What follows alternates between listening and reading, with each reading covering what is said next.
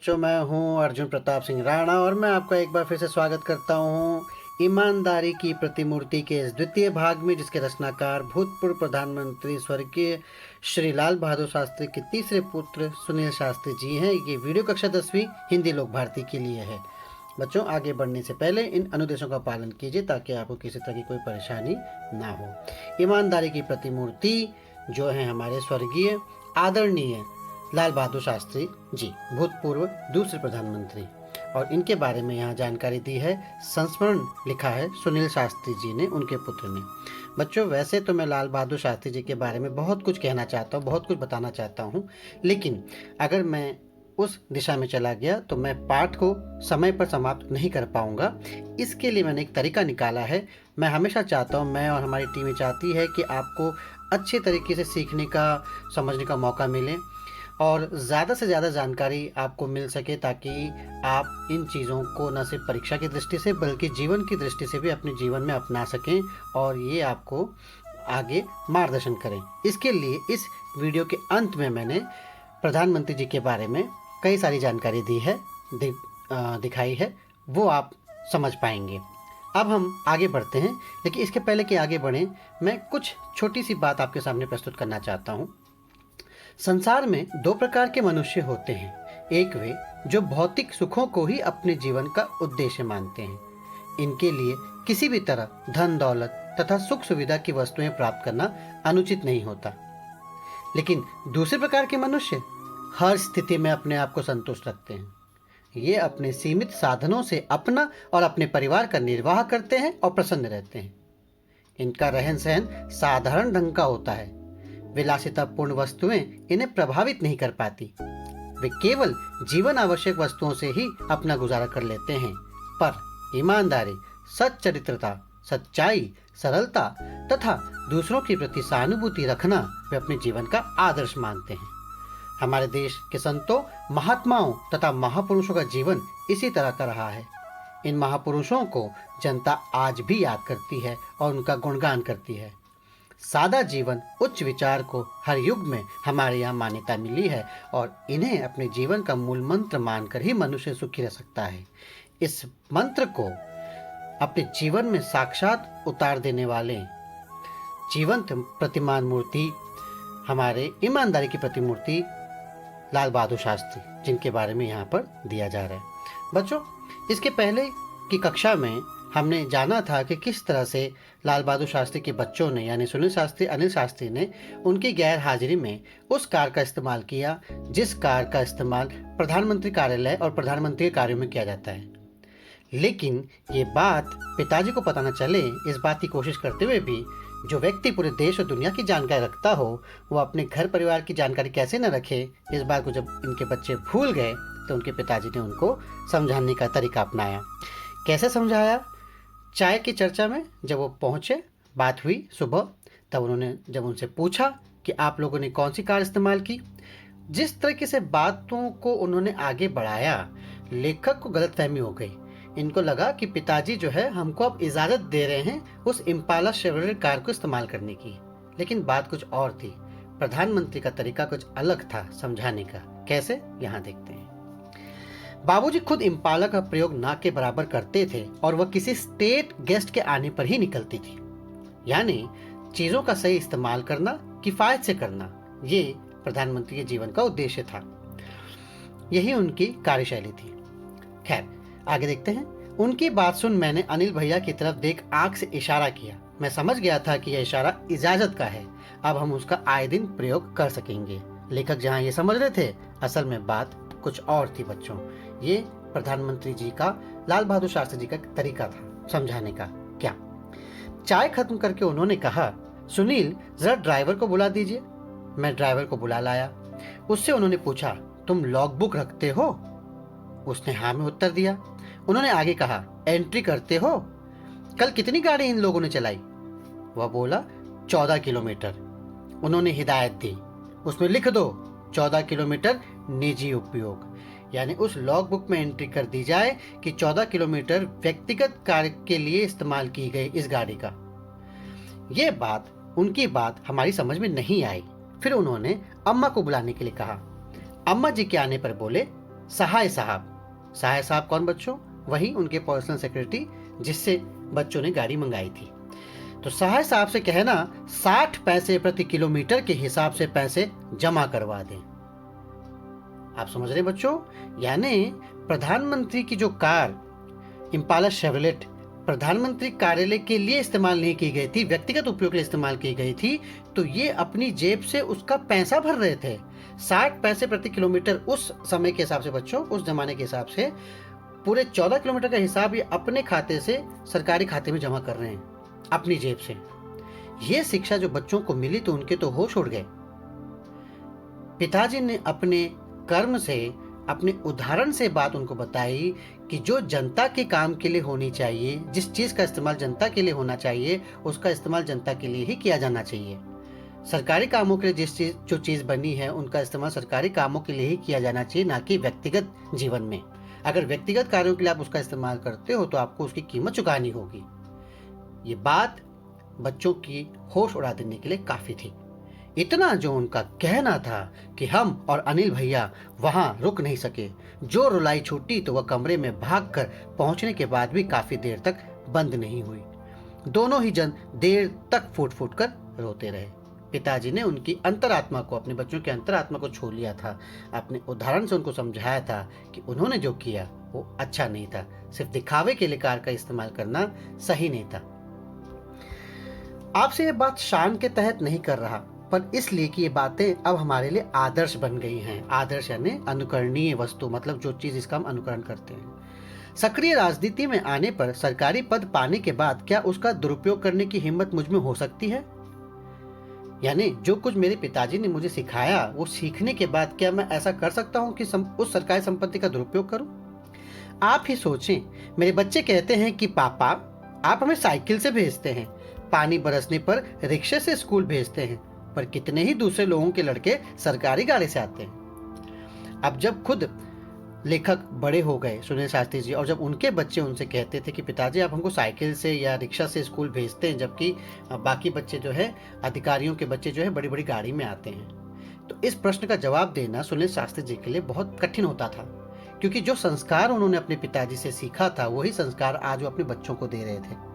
आज का वक्त बच्चों, आप सब जानते हैं कि किस तरह से जो लोग जनता की सेवा के लिए राजनीति में आते हैं वो असल में जनता के सेवक कम और जनता के मालिक कहलाना ज्यादा पसंद करते हैं।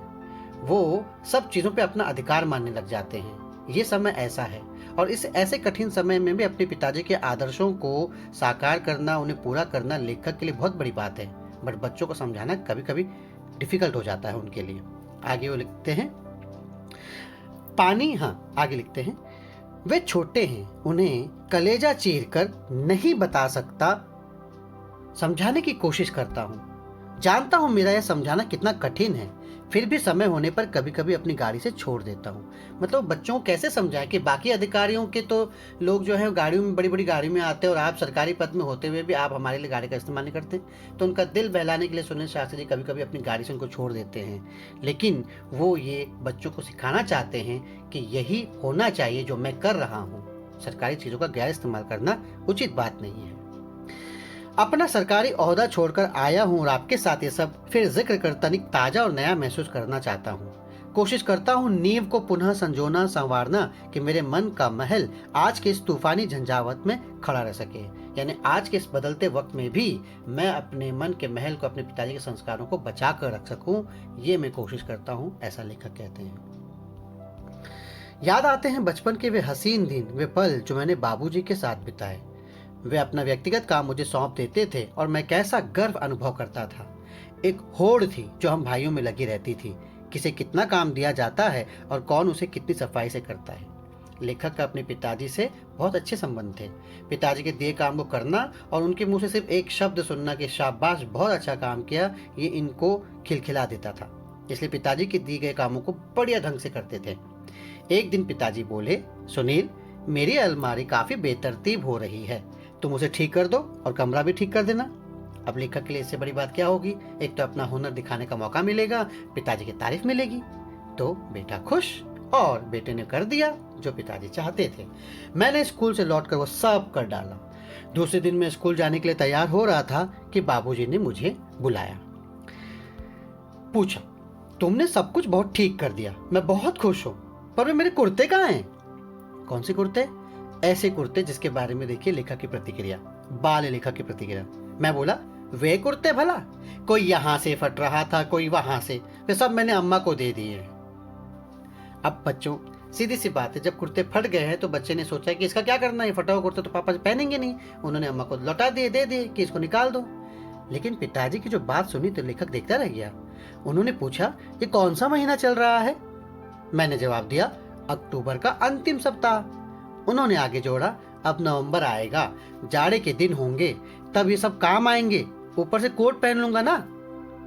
हे प्रभु, देखिए बच्चे के लिए तो एकदम हैरानी वाली बात कि जो पिताजी मंत्री हैं, जो पिताजी प्रधानमंत्री पद पर आ गए थे बाद में, वो व्यक्ति उस फटे हुए कुर्ते पहनने को तैयार हैं और कह रहे हैं कि उसके ऊपर कोट पहन लेता। यानी किफायत से रहना और किफायती जीवन के संस्कार किस तरह से बच्चे को मिले हैं, सुनील शास्त्री जी को मिला है, ये देखने वाली बात है। एक व्यक्ति जो इतना महान है, जो सादा जीवन उच्च विचार का साक्षात प्रतिमूर्ति है। आप देखिए बच्चों, किस तरह से उनकी सोच थी, हर चीज का सही इस्तेमाल करना। मैं देखता रह गया, क्या कह रहे हैं बाबूजी? वे कहते जा रहे थे, ये सब खादी के कपड़े हैं, बड़ी मेहनत से बनाए हैं बीनने वालों ने, इसका एक एक सूत काम आना चाहिए।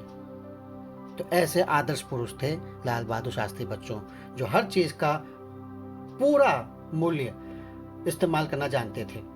ये महात्मा गांधी की परंपरा के व्यक्ति थे, उनसे प्रेरणा ली थी इन्होंने। हर चीज का पूरा इस्तेमाल और सही इस्तेमाल होना जरूरी। आगे बढ़ते हैं। यही नहीं, मुझे याद है मैंने बाबूजी के कपड़ों की तरफ ध्यान देना शुरू किया था। क्या पहनते हैं, किस किफायत से रहते हैं। मैंने देखा था एक बार उन्होंने अम्मा को फटा हुआ कुर्ता देते हुए कहा था, इनके रुमाल बना दो। देखें बच्चों, फटा हुआ कुर्ता और कह रहे कि रुमाल बना दो। बाबूजी का एक तरीका था जो अपने आप आकर्षित करता था।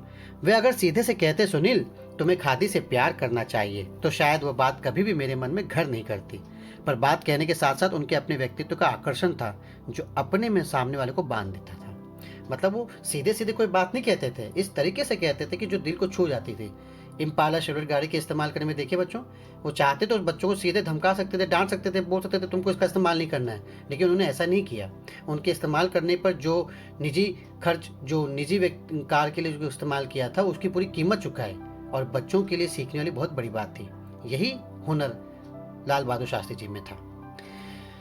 वह स्वतः उन पर अपना सब कुछ निछावर करने पर उतार हो जाते थे। जिस तरीके से लाल बहादुर शास्त्री सामने वाले को अपना बनाते थे, सिखाते थे, दिल को छू लेते थे, सामने वाला व्यक्ति अपना सब कुछ निछावर करने को तैयार हो जाता था। अम्मा बताती हैं, हमारी शादी में चढ़ावे के नाम पर सिर्फ 5 ग्राम सोने के गहने आए थे, लेकिन जब हम विदा होकर रामनगर आए तो वहां उन्हें मुंह दिखाई में गहने मिले। मुंह दिखाई मतलब जब दुल्हन का मुख पहली बार देखते हैं तो रस्म के रूप में उन्हें तोहफे दिए जाते हैं। सभी नाते रिश्ते वालों ने कुछ न कुछ दिया था। जिन दिनों हम लोग बहादुरगंज के मकान में आए, उन्हीं दिनों तुम्हारे बाबूजी के चाचा जी को कोई घाटा लगा, किसी चीज में या किसी व्यवसाय में नुकसान हुआ होगा। किसी तरह से बाकी का रुपया देने की जिम्मेदारी हम पर आ पड़ी। बात क्या थी उनकी ठीक से जानकारी लेने की जरूरत हमने नहीं सोची, और ना ही इसके बारे में कभी कुछ पूछताछ की। लेखक कहना चाहते कि अम्मा जब ये बात उनको बता रही है कि जब चाचा जी घाटे में आए तो उनको उनकी जो रुपए चुकाने की जिम्मेदारी वो हम पर भी आए। संयुक्त परिवार था, सब मिल के मदद करते थे, अब हमको भी देना था। लेखक यहाँ के पिताजी यानी लाल बहादुर शास्त्री जी के पास इतने पैसे थे नहीं।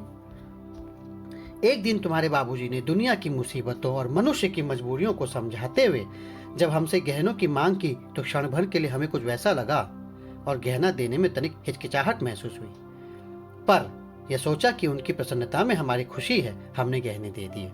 बच्चों, लाल बहादुर शास्त्री जी की पत्नी यानी ललिता जी ये बता रही है अपने बच्चों को किस तरह से उनके पति ने जब उनसे गहना मांगा तो एक पल की सोच में पड़ गई, क्योंकि स्त्रियों का सबसे कीमती चीज उनका गहना होता है। वो अपने गहनों से बहुत लगाव रखती, बहुत प्यार करती, वही उनकी संपत्ति होती है, ऐसा मानते हैं। लेकिन जब पति देव ने मांगा तो उन्होंने एक पल भी देरी न करके उन्हें दे दिए ताकि वो खुश रहें। केवल टीका, नथुनी, बिछिया रख लिए थे, वे हमारे सुहाग वाले गहने थे। उस दिन तो उन्होंने कुछ नहीं कहा, पर दूसरे दिन वे अपनी पीड़ा न रोक सके। कहने लगे, तुम जब मिर्जापुर जाओगी और लोग गहनों के संबंध पूछोगे तो क्या कहोगी?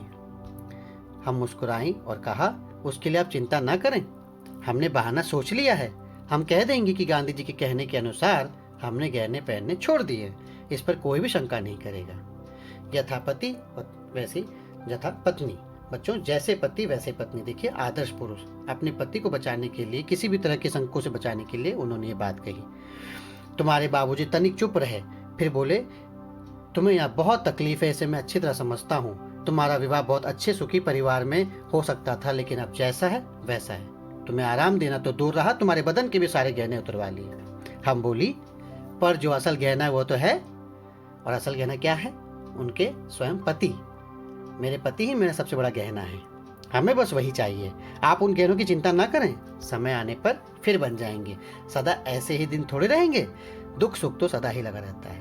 और यही व्यक्ति चलकर आगे हमारे देश का प्रधानमंत्री बना। बच्चों देखिए, हर पुरुष की सफलता के पीछे उनकी स्त्री का हाथ होता है। तो ये साक्षात उदाहरण है। त्याग की मूर्ति न सिर्फ पति देव थे, बल्कि पत्नी भी थी, जो उनके सुख दुख की बराबर की साथी थी। तो इस तरह से बच्चों, यहाँ पे हमारा ये पाठ समाप्त होता है। जैसा कि मैंने आपको शुरुआत में कहा था कि लाल बहादुर शास्त्री की जानकारी में एक वीडियो के माध्यम से आपको देने जा रहा हूँ आगे। हिंदी दर्पण साभार यूट्यूब से लिया गया ये वीडियो आपको प्रस्तुत है। आप देखिए लाल बहादुर शास्त्री के जन्म से लेकर निधन तक की पूरी कहानी संक्षिप्त रूप में।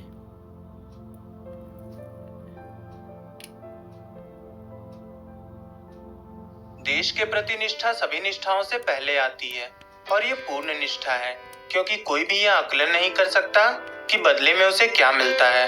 दोस्तों, हिंदी दर्पण में आज हम बात करेंगे भारत के दूसरे प्रधानमंत्री स्वर्गीय श्री लाल बहादुर शास्त्री जी के बारे में, जिन्हें अपनी ईमानदारी, काबिलियत और देश प्रेम के कारण आज भी याद किया जाता है। दोस्तों, लाल बहादुर शास्त्री का जन्म 2 अक्टूबर 1904 को उत्तर प्रदेश के बनारस जिले के मुगलसराय में हुआ था। उनके पिता शारदा प्रसाद एक सरकारी स्कूल में अध्यापक थे, मगर जब वो सिर्फ 2 साल के थे तभी उनके पिता की मृत्यु हो गई, जिसके बाद उनकी मां उन्हें उनके नाना के यहाँ लेती गईं। मिर्जापुर से शुरुआती शिक्षा पूरी करने के बाद वो आगे की पढ़ाई के लिए बनारस चले गए। वो जातिवाद के बिल्कुल खिलाफ थे, इसीलिए उन्होंने कभी भी अपनी जाति अपने नाम में नहीं लिखी। बनारस के काशी विद्यापीठ से ग्रेजुएशन करने के बाद उन्हें शास्त्री की उपाधि दी गई। उन्होंने 1928 में ललिता देवी जी से शादी की और दहेज लेने से भी साफ मना कर दिया, क्योंकि वो दहेज के बिल्कुल खिलाफ थे। शास्त्री जी के परिवार का आजादी के आंदोलन से कोई लेना देना नहीं था, मगर उनके एक टीचर थे निष्कामेश्वर प्रसाद मिश्रा, जो बड़े देशभक्त थे। उन्होंने आर्थिक रूप से शास्त्री जी की बहुत मदद भी की थी। शास्त्री जी उनकी देशभक्ति की विचारधारा से बहुत प्रभावित हुए और फिर 1915 में महात्मा गांधी द्वारा दिए गए एक भाषण ने उनकी जिंदगी ही बदल दी। 1921 में अपने हाई स्कूल एग्जाम के कुछ महीने पहले नॉन कोऑपरेशन मूवमेंट यानी असहयोग आंदोलन के समय गांधी जी की बातों से प्रभावित होकर उन्होंने भी हजारों बच्चों की तरह अपना स्कूल छोड़ दिया और आंदोलन में हिस्सा लेने लगे। इसके कारण उन्हें गिरफ्तार कर लिया गया था, मगर नाबालिग होने के कारण उन्हें छोड़ दिया गया। 1930 में शास्त्री जी कांग्रेस की एक इकाई के सेक्रेटरी बनाए गए और बाद में इलाहाबाद कांग्रेस कमेटी के प्रेसिडेंट बने। उन्होंने गांधी जी के नमक सत्याग्रह में भी अहम भूमिका निभाई। वो घर घर जाते थे और उनसे लगान और टैक्स ना देने के लिए कहते थे। 1942 में क्विट इंडिया मूवमेंट यानी भारत छोड़ो आंदोलन के समय उन्हें गिरफ्तार कर लिया गया था। इस दौरान वो कई समाज सुधारक और पश्चिमी फिलोसफर्स के बारे में भी पढ़े। आजादी के बाद उन्हें उत्तर प्रदेश का पुलिस मंत्रालय सौंपा गया। उन्होंने बहुत अच्छा काम किया, जिससे प्रभावित होकर नेहरू जी ने उन्हें भारत सरकार का रेल मंत्री बना दिया। मगर 1956 में तमिलनाडु में एक रेल एक्सीडेंट हुआ, जिसमें लगभग 150 लोग मारे गए। इस हादसे का उनके ऊपर इतना बुरा असर पड़ा कि उन्हें लगा कि ये उन्हीं की गलती है और वो इस पद को संभालने के लायक नहीं है, इसलिए उन्होंने रेल मंत्री के पद से इस्तीफा दे दिया। 1957 में वो वापस से यातायात और संचार मंत्री बनाए गए और फिर उन्हें कॉमर्स एंड इंडस्ट्री मिनिस्टर यानी व्यापार और उद्योग मंत्री बना दिया गया। 1961 में उन्हें गृह मंत्री बनाया गया। नेहरू जी की मृत्यु के बाद 9 जून 1964 को शास्त्री जी को नया प्रधानमंत्री चुना गया। हालांकि उस समय और भी कई बड़े कांग्रेसी नेता थे। प्रधानमंत्री बनने के बाद भी वो बहुत साधारण स्वभाव के थे। उन्होंने कभी भी अपने पद का इस्तेमाल अपनी निजी जरूरतों के लिए नहीं किया। अपने परिवार के बहुत दबाव देने पर उन्होंने एक कार खरीदी थी। 12,000 रुपए की कार के लिए पैसे पूरे नहीं पड़ रहे थे। उन्होंने 7,000 रुपए जमा किए और बाकी पैसों के लिए बैंक से लोन लिया। शास्त्री जी ने खाने की कमी, बेरोजगारी और गरीबी को दूर करने के लिए कई कदम उठाए। भारत में भोजन की कमी दूर करने के लिए ग्रीन रिवॉल्यूशन यानी हरित क्रांति और दूध से बनने वाले सामान की कमी पूरी करने के लिए व्हाइट रिवॉल्यूशन यानी श्वेत क्रांति शास्त्री जी के समय में ही आई थी। 1965 में जब पाकिस्तान ने भारत से युद्ध छेड़ दिया तब उन्होंने सेना को जवाब देने के लिए आजाद कर दिया था और ये साफ साफ कह दिया था कि ताकत का जवाब ताकत से ही दिया जाएगा। इसी समय उन्होंने देश के किसानों और सैनिकों का हौसला बढ़ाने के लिए जय जवान जय किसान का नारा दिया था। युद्ध के समय की ही बात है कि अमेरिका ने भारत के ऊपर दबाव बनाना शुरू कर दिया कि भारत युद्ध बंद कर दे, वरना PL 480 समझौते के तहत भारत को मिलने वाला गेहूं अमेरिका देना बंद कर देगा। उसी समय शास्त्री जी ने अपने घर में शाम का खाना बनाने से मना कर दिया। कारण पूछने पर उन्होंने कहा कि मैं देखना चाहता हूँ कि मेरा परिवार एक वक्त भोजन किए बिना रह सकता है या नहीं। अगर रह सकता है तो मैं कल ही देशवासियों से एक वक्त का खाना छोड़ने का आग्रह करूंगा। हम भूखे रह लेंगे मगर अमेरिका की धमकियों के आगे नहीं झुकेंगे। शास्त्री जी को दिल की बीमारी थी और उन्हें पहले भी 2 बार दिल का दौरा पड़ चुका था। तीसरी बार में कार्डियक अरेस्ट के कारण 1 जनवरी 1966 को उनकी मृत्यु हो गई। हालांकि उनकी मृत्यु पर आज भी कई तरह के प्रश्न चिन्ह लगते हैं। ऐसा माना जाता है कि शायद उनकी मृत्यु किसी बीमारी से नहीं बल्कि एक सोची समझी साजिश से हुई थी, मगर अभी तक इसका कोई भी सबूत खुले रूप से हमारे सामने नहीं है। अपनी मृत्यु के बाद भारत रत्न से सम्मानित किए जाने वाले शास्त्री जी पहले भारतीय हैं। ये शास्त्री जी जैसे महान देशभक्तों, काबिल और ईमानदार नेताओं की ही देन है कि न सिर्फ हमें आजादी मिली बल्कि आजादी के कुछ दशक के बाद ही हमारा देश आज दुनिया के सामने एक पहचान बना रहा है। मगर गुजरते समय के साथ ऐसे महान लोगों की यादों पर एक धूल सी पड़ती जा रही है। हमें चाहिए कि हम हमेशा इनका सम्मान करें और इनके सपनों का भारत बनाने के लिए अपनी तरफ से प्रयास करें। तो देखा बच्चों, इनके सपनों का भारत बनाने के लिए हमको प्रयास करने होंगे। जो भारत इन्होंने हमको सौंपा है उसे सही तरीके से आगे बढ़ाना, विकास करना, सबका भला करना, सबका ध्यान देना हमारा परम कर्तव्य है। यहाँ पे लाल बहादुर शास्त्री की विभिन्न झांकियाँ प्रस्तुत करते हुए मैं अपना वीडियो यहाँ समाप्त करता हूँ। बच्चों, उम्मीद है आपको समझ में आया, अच्छा लगा, पसंद आया। अगर हाँ तो आप वीडियो को सब्सक्राइब कीजिए, लाइक कीजिए, कमेंट कीजिए, बताइए कैसा लगा। और इनके जीवन से शिक्षा लेकर हम भी अपने जीवन में अच्छा काम करें, इस बात को बोलते हुए मैं अपना वीडियो समाप्त करता हूँ। धन्यवाद। सुरक्षित रहिए, ध्यान रखिए। शुक्रिया।